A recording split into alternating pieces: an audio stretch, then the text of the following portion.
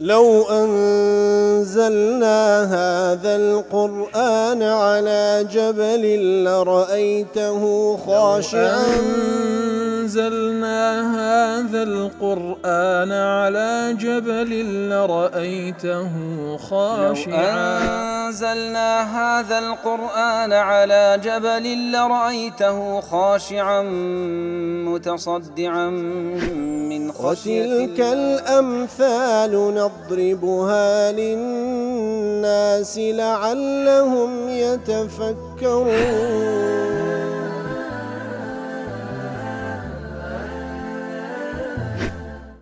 الحمد لله والصلاة والسلام على رسول الله وعلى آله وصحبه ومن والاه.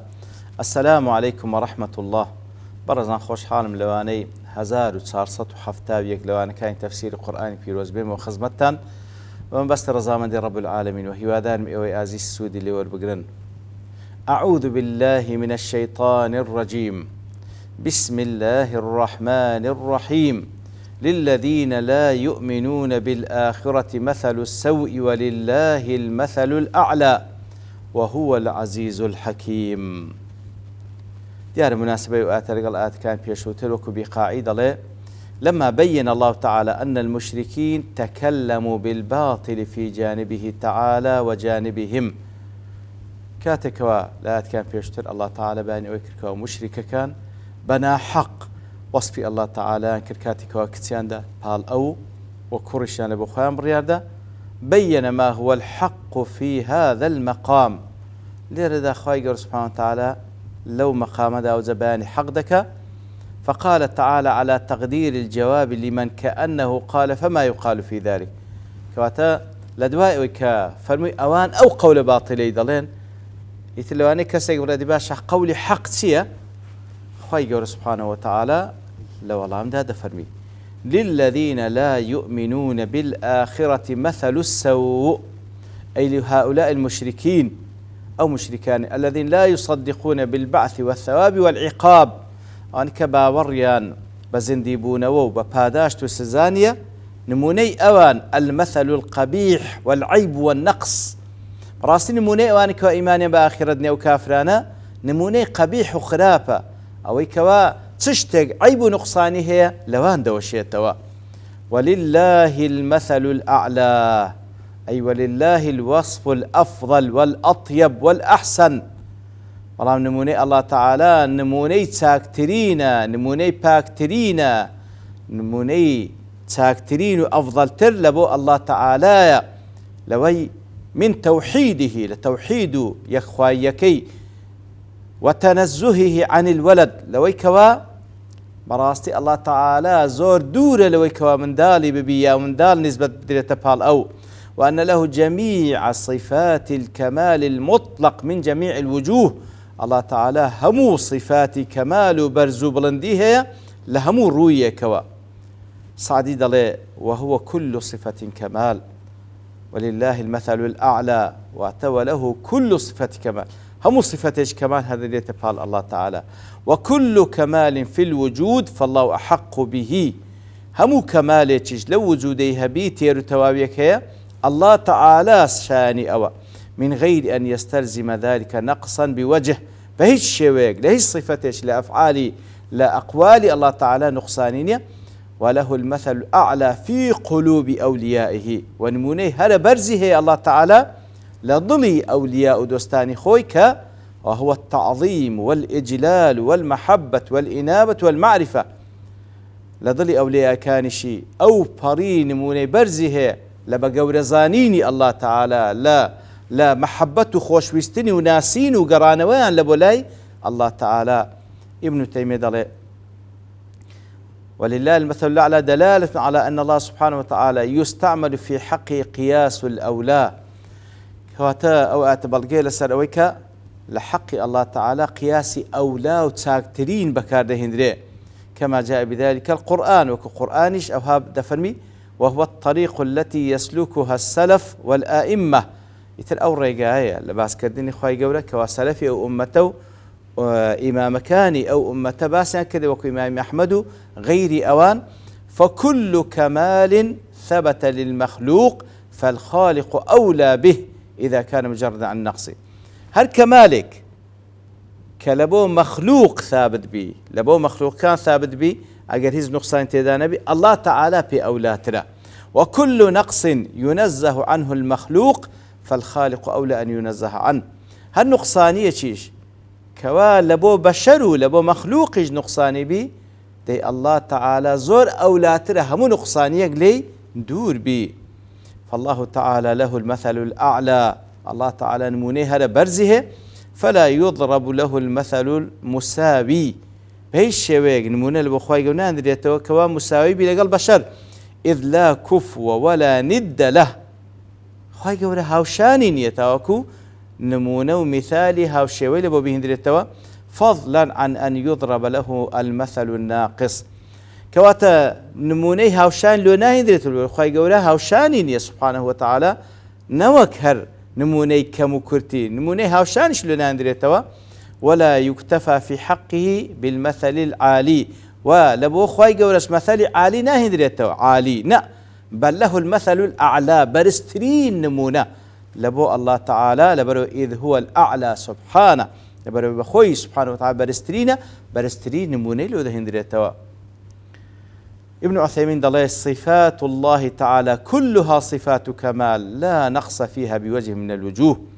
هم صفات كان الله تعالى هم صفات كمال بهيج شويق لهي صفاتك لصفاتك كان نقصاني تدانية وكو كالحياة جياني خواي قورا علمي خواي قورا قدرة صلاة خواي قورا بيستني بينيني رحمتي عزتي حكمتي وهروها علو عظمتي هر هموي أو بري كمالا ومما دل على ذلك قوله تعالى بل قال سنهيني أو زاو آتيدين توا ولله المثل الأعلى والمثل الأعلى هو الوصف الأعلى وصفي هذا برز لبو الله تعالى وهو العزيز الحكيم أي والله ذو العزة القاهر لكل شيء خواني عزته كوا هموش تيشي بقوته دا صلاة خوي قهر كرديا لجد صلاة أوا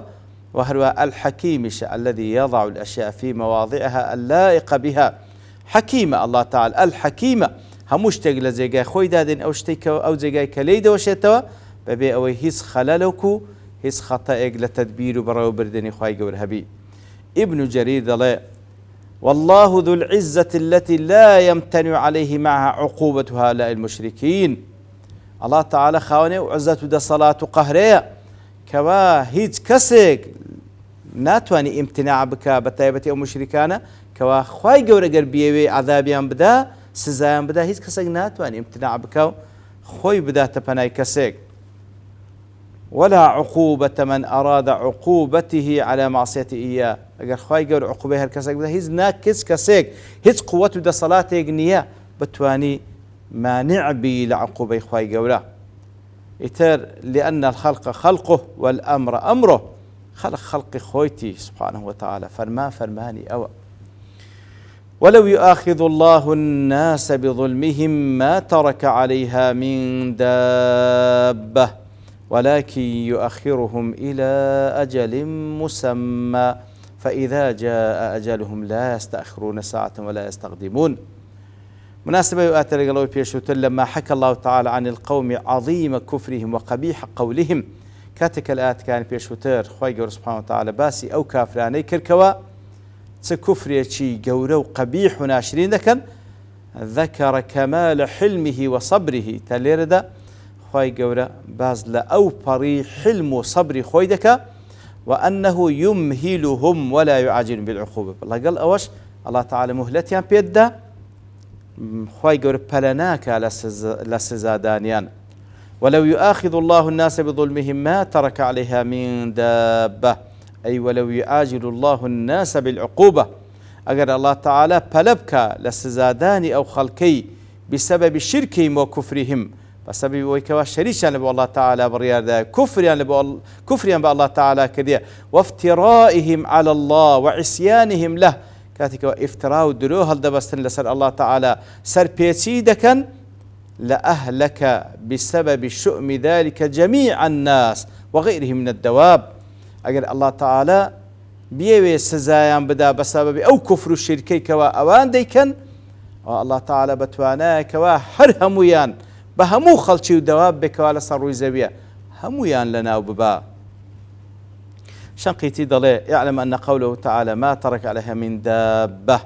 أجر الله تعالى بيوي سزام بدا أو هيز دابيق لصر رويزوي نامنه ضلي بدو شيوال أو بشاءات ليك دريته وأحدهما أنه خاص بالكفار أو دابي ليردا ما بس لكافر كان لأن الذنب ذنبهم جناه أوان كواتا أجر بيوي لنا ينبه حمود دابي شي كافر لنا ودبا يتر بوشوي لك دريته ويقل لك دانو كان كواتايبته بكافر كان والله يقول ولا تزر وازرة وزر أخرى بروي يتكسك تاواني كسر ناقري ومن قال هذا القول قال من دابة أي كافرة كوات هز دابيتشي كافر خواهي يقول صاروا يزويناه لي أقر بيوش زيان بدا أوش روايات كلا لابن عباس وقيل المعنى أنه لو أهلك الآباء بكفرهم لم تكن الأبناء أو هاج ليك دريته لو أهلك الآباء بكفرهم أجر بابا كان كوا كافر بسبب كفرهم لنا وبابا لم تكن الأبناء لو حالته أجر هم كافر كان لنا وبابا أيديه تنويش لدواي أواناي رغم ذلك جمهور العلماء زوريني زانايان لو أنا ابن مسعود أبو الأحوص وأبو هريرة وغيرهم وكو ابن كثير نقلي كده على أن الآية عامة بلك دانوية كملة جدا آتك عامة حتى إن ذنوب بني آدم لتهلك الجعل في جحره بقناه تاوانا كاني بشار أجر خوي يقول لنا وينباء وحتى وكو أو قالوا تسيش لكنا كي خوي لنا ودباء ونحو ذلك هم اشتيك هم جان لبريك لولا أن الله حليم لا يعجل بالعقوبة ولا يؤاخذ المظلمين أقل بروني بالله تعالى حليمة صبري هي فلا ناك على سزادان زو لسر ظلمكان عذابيان نادا أقرنا عذابيان بدا هرجيان لسر ويزوي نامينه وهذا القول هو الصحيح يتبدأ أو قولشان صحيح خوات جمهور علماء دلين لما تقرر في الأصول من أن النكرة في سياق النفي إذا زيدت قبلها لفظة من تكون نصا صريحا في العموم وعليه قول من دابة ما ترك عليها من دابة أو من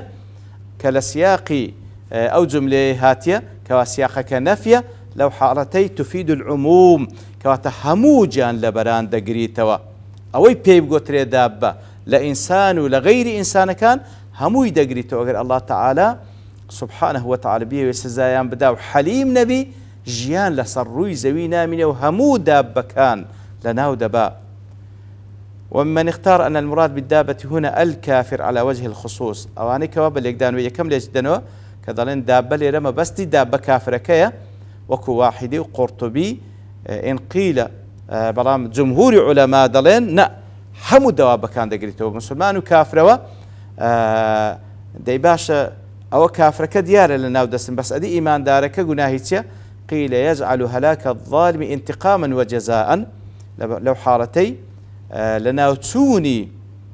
كسظالم كافر كان أو انتقام غضب لأن دقري وهلاك المؤمن معوضا بثواب الآخرة ورم كإيمان دارك تيدتي لآخرة باداش داتولوي تعويز ذكاتوا وكل حديث صحيح مسلم دات عبد الله كر عمر خواي يقول لخوي باي برازب ده فرمي جملة بيغمبر صلى الله عليه وسلم فرموي إذا أراد الله بقوم عذابا أجر الله تعالى به عذاب نتفسق قومتي أصاب العذاب من كان فيهم سزادته سريان بهمو آنك تيدانا ثم بعثوا على أعمال برام هذيك لوانا زندي ذكرت لسر كردو كاني خوي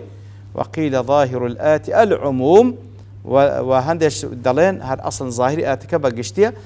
ويكلنا همويا لا يخلو من تقصير وإساءة هيز إنسان أغنية تقصير كم كتيش نبي فهو لا يؤدي شكر نعم الله عليه يتر هيت كاسجنات وان شكراني نعمت كان خير بوش شوي كوات بهنده تقصير تدك وبوس زابسي بهر حال او حديث بيان صلى الله عليه وسلم كو باسكر بالك عذاب بيت السر قوم يكو سر زيغايك همو يدغريتوا يتر كلبو كافرو مجرمو ظالمكي دبت انتقام وغضب عذابي اخرش لدو هذا بلام لو ايمان داركي بلي شيدي بهذا بخشره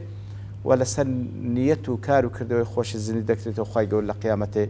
لو تعويز زكاته دار آتك اشتريج ما كتيدا باسب كين بلام لبرتوابوني كاد دوستين بابشتواني الله تعالى واني داهتو دينه وخزمتي وصلى الله وسلم على نبينا محمد وعلى آله وصحبه أجمعين وآخر دعوانا الحمد لله رب العالمين. لو أنزلنا هذا القرآن على جبل لرأيته خاشعا